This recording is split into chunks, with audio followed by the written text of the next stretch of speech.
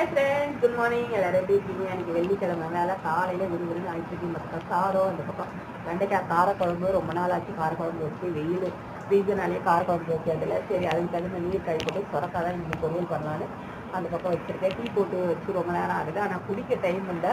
அதை எடுத்து குடிக்கிறதுக்குள்ளே இங்கே சமையலை பார்க்க வேண்டியதாக இருக்குது. நீங்கள் பார்த்தீங்கன்னா எங்கள் வீட்டில் சிம்பிளான லஞ்சு தான். ரொம்ப மிளகாத்தூள் போட்டு காரக்குழம்பு வைக்கல, லைட்டாக தான் போட்டிருக்கேன். டேஸ்ட் பண்ணி பார்த்தா ரொம்பலாம் காரம் இல்லை. சொரக்காய்க்கு நிறைய வேர்க்கடலை போட்டிருக்கேன், நல்லா இருக்கும் காம்பினேஷனு. எனக்கு வந்து மார்னிங் பிரேக்ஃபாஸ்ட்டு நான் வந்து உப்புமா தான் செஞ்சுட்ருக்கேன், நிறையா ஆனியன் போட்டு. என் இட்லி உப்புமா தான் எனக்கு ரொம்ப பிடிச்சது. மாவு லைட்டாக கொஞ்சம் பிடிச்சிச்சு, அதனால இட்லி உப்புமா செஞ்சு சாப்பிடலாம் அப்படின்னு சொல்லிட்டு இட்லி உப்புமா தான் செஞ்சுட்ருக்கேன். எனக்கு ரொம்ப ரொம்ப பிடிக்கும். உங்களுக்கு எத்தனை பேருக்கு இட்லி உப்புமா பிடிக்குன்னு கமெண்ட் பண்ணுங்கள். தொடர்ந்து ஆதரவு கொடுங்க. இதுதான் என்னோடய மார்னிங் பிரேக்ஃபாஸ்ட்டு. மதியானம் லஞ்ச் கரெக்டாக 1:15 ஆகுது. எனக்கு பசி வந்துடுச்சு.